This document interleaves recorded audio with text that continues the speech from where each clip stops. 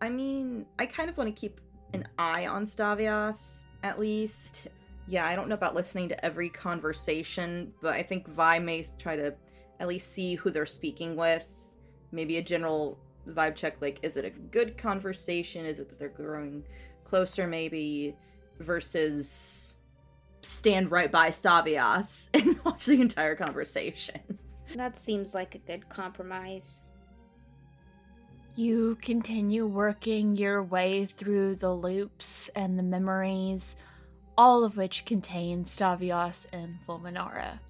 I don't think you see every single memory, and you're going through pretty quick, trying not to pay a whole lot of attention, but you touch on a few of them, and it's not hard to see Stavias and Fulminara are falling in love. They have to see the most personal bit of the whole thing. Otherwise, what are we doing here? Great. Oh, of course. You continue through the loops until you get to one that catches your attention because it's different. You see Stavias and Fulminara together, sitting out in an open field looking up at the stars, and it's just the two of them. There's some occasional conversation, but for the most part, they're just sitting in a mostly comfortable silence. You can see the silhouette of the building that they both work in off in the distance, and you can kind of hear some of what they're saying, but it's still fuzzy. It's still soft whenever they are speaking. And Vi, can I have you roll me an insight check, please? Okay, insight. Anima can roll too. Insight's 22. Yes! Never mind then. Vi, you can tell from his body language that there's something Fulminara isn't saying.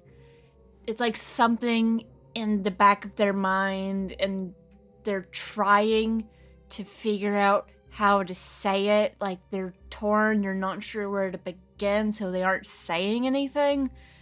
And Stavias obviously notices this too, because they just straight up ask Fulminara, "What aren't you telling me?"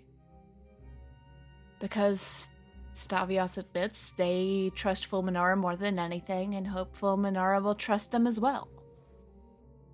Also, Stavias isn't big on subtlety, so as they ask, Fulminara replies, "It would be easier to just show them than to try and explain." And you see Fulminara reaching up to one of their earrings, which Eldori wearing earrings, perfectly normal. But they tap one of them, and the glamour fades away. And you see that Fulminara is not actually Eldori. He is Lorendi, as he turns bright red. Well, Stavias stays calm while Fulminara explains that he was sent with some other people to better understand the Eldori, but they didn't want to leave Stavias in the dark about the truth, but they're just here to gather information. okay. That's good. I have a feeling this is going to take a turn at some point, but let's... Okay. If it wasn't, we wouldn't be here. Yep. So I'm guessing Stavias and Fulminara are just still talking, everything good over there?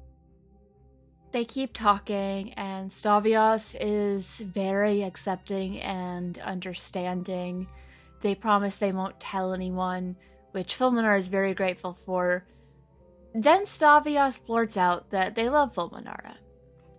And Fulminara goes in to kiss them, and I believe this is when you both start frantically trying to find something else to do because you don't particularly want to watch this. Yeah, it's like, don't need to see this part. Hey, where's the monkey? Get me the fuck out of here. Monkey, why are you doing this? I'm really starting to hate this monkey. Get peeking out of the tree. You find it poking out of a tree.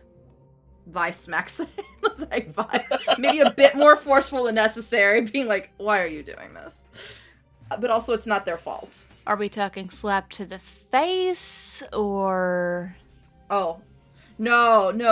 High five. But just, like, harder than it needs to be. Not a very friendly high five. More of, like, you're kind of annoying me here, but okay. This is a high five to establish dominance. Yes.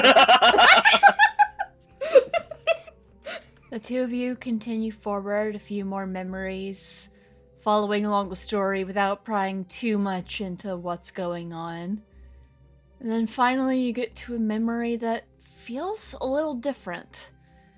It feels more real, though the two of you are still fully aware that it isn't real, that you're in a sim dive.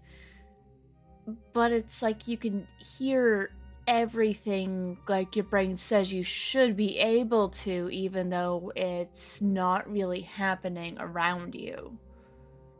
You realize that you are finally caught up with Stavias. This is the loop that they are currently in. Now you just have to find them, and as you look around, you see them running with Fulminara through the complex, ducking and diving between buildings, and it looks like they're attempting to get somewhere without being noticed.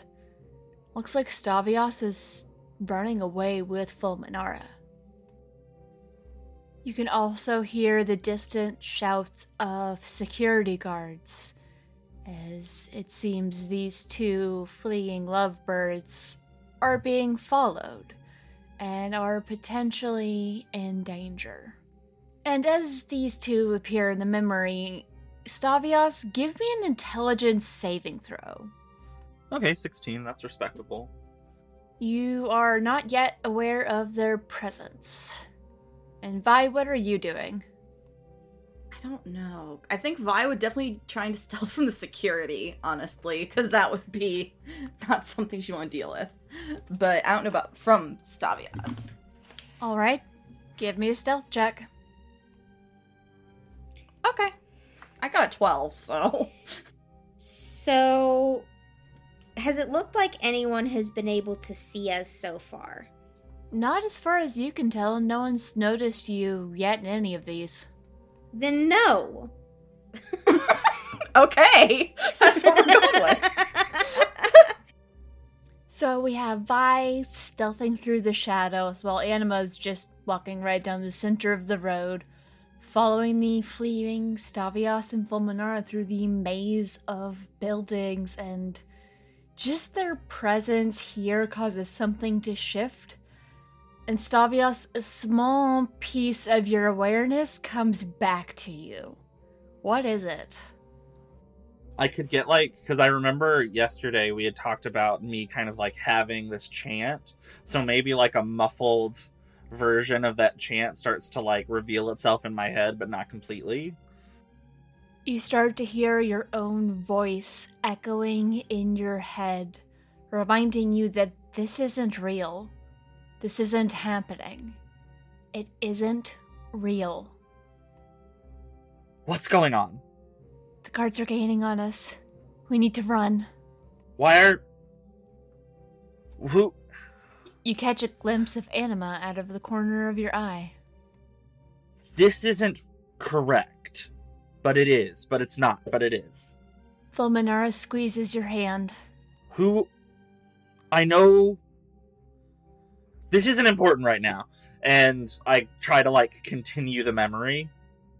Something is tugging at the back of your brain, but the pieces just refuse to fall into place. The only thing you know for sure is you need to run.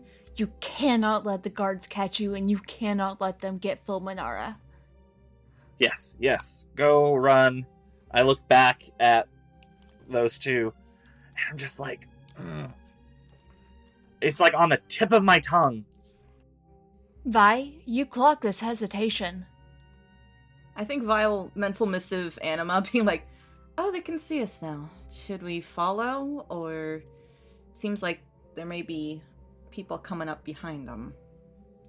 On the one hand, I kind of want to try and do something that will completely break the memory.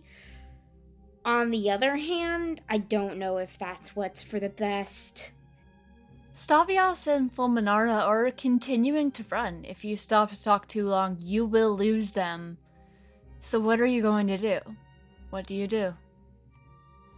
Stavias. Going after Stavias. That's my first instinct. Yeah. I'll keep an eye out for security, but yeah. Especially since we don't know where they're going. You continue running and are eventually able to catch up with them, at least enough to maybe have a conversation. They are still trying to go unnoticed, to slink through the shadows at however fast a pace they can manage, but the two of you don't really feel the need to worry, or at least Anima doesn't. Vae's still being sneaky because it's Vae.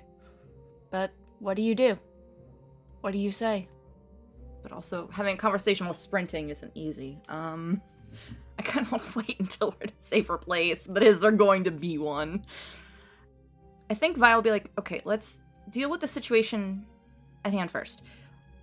How many are following you? Where are we going? A lot and away. For fuck's sake. Stavias, I need more information than that. I kind of don't. I think I know you, but I don't remember, so I'm not telling you anything.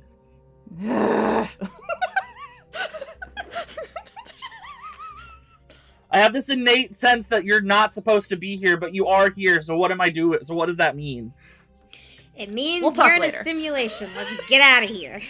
Stavias, give me another intelligence save with advantage. Oh, you said it. Oh, yeah. Of course you just said that. Of course I just said it. Why wouldn't I? With disadvantage or with advantage? With advantage. I'm Anima. Straightforward is the way I go. Yeah. Oh, I accidentally clicked disadvantage. Okay, so 11. No. 19, because I clicked the disadvantage button. In an instant, you remember everything. You remember what really happened this night. You remember the years that followed your disinheritance leading up to joining the crew of the Opal Star. You remember the adventures you've been on with Vae and Anima. You remember Bao. And most importantly, you remember that you were in a simulation. None of this is real. Oh. Hello, nice to have you back. Yeah, nice to have you back, Stavias. How are you two in here? We can Lex talk and What have you Polly. two seen? Later. We'll talk about that Too later. fucking much, my guy. Yeah. We'll talk about that later. Let's get you out of here. Do you know how to get me out of here? Sort of. Tally is working on Well, it. I know how to get myself out of here, but I can't do that. As you're having this conversation, Fulminara brings a weapon out and fires at Stavias. What? What? Take 7 damage. Okay. Oh no, Stavias, don't die. Don't die. No. No. Dear listeners, my original audio from this recording was lost due to technical difficulties, so I've gone back and re-recorded a lot of it. But for this upcoming fight scene, I felt like that would just be perhaps a little bit more frustrating than it needs to be for myself as well as you, dear listeners, listening to me attempt to blow by blow recreate this fight scene. So instead, I'll give you a little summary.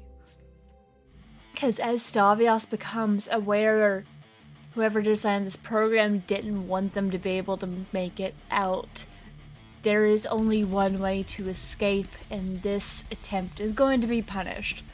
So, Fulminara twists into something else. It still looks like him, but a hardened, horrifying, monstrous version.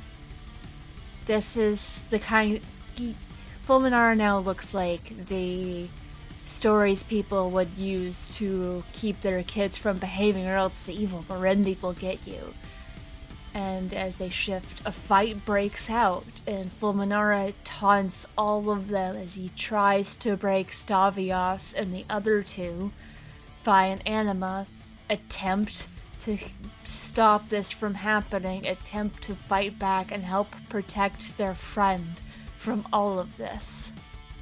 As Stavias refuses to give in to what their father wants, refuses to be the one to kill Fulminara. Maybe you're not getting the message that you're not real. Well, we were asked not to kill you. Let's see if this will work. And I'm gonna try using Mind Hacker. The battle rages on, both sides taking and dealing damage as the party realizes that this fake version of Fulminara is powerful and strong, and they might not be able to make it out without having to go all in. And then Tully figures out something, because as they're fighting, the simulation's starting to fray and fracture, and she's been hacking into things, and with Stavias' awareness, it's gotten easier, and she announces she figured out a way to change out the avatar of Fulminara to another figure. It can make him look like something else, so Stavias can hit this exit condition without having to kill Fulminara. So she asks, who do you want me to change it to? I rapid fire what my dad looks like to Tally, and I'm like, and then once as that goes through, I look at both of them, and I look at both Anima and Vae, and I'm like, the second that he changes, I want you to be brutal. I'll try my best, but if the dice won't let me... Are you sure about this, Stavias? Yes, that is what I want. I'm going through something, Tally! I'm sorry that I'm not in my right mind!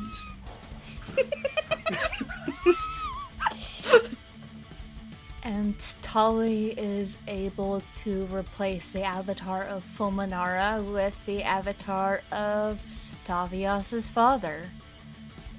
At least what he looked like back in these memories. And the fight continues. Tully is able to interfere some more, and Stavias now no longer has to hold back, because they're not fighting against the person they love most in the world. They're fighting against the person they hate most in the world. I just look at him, and I say,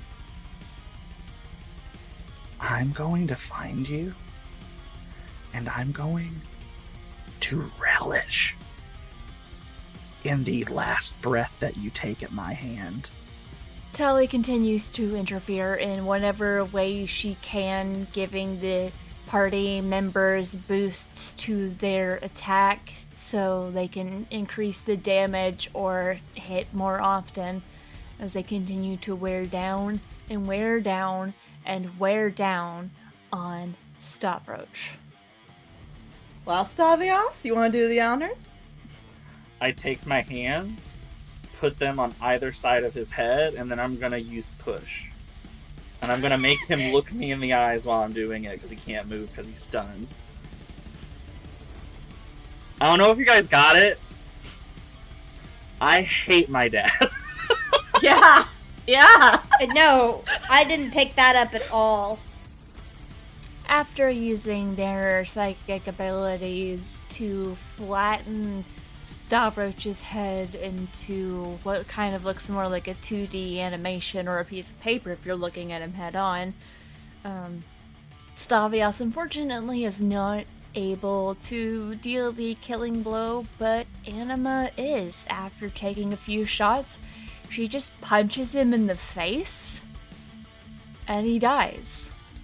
And with that, the exit condition has been met, and everyone gradually begins to come out of the simulation. How does Stavias look as they finally wake up and return to reality?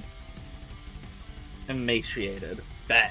Not good. Like, just kind of just in a daze a little bit, because it's just like coming back from everything and not really looking like anything, almost looking blank. Aboard the Opal Star is an Espergenesis 5e actual play podcast DM'd and produced by Brianna Toiber as part of Pseudonym Social, a creative podcast network. I'm Casey, and I'm playing Anima the Ashen Forged. Victor, and I'm playing Farida the Promethean. My name's Alexis, and I am playing Vilena Sorel, the Eldori. Music is by Patrick Chester of Chester Studios. To see more of his work, visit his website at chesterstudios.net.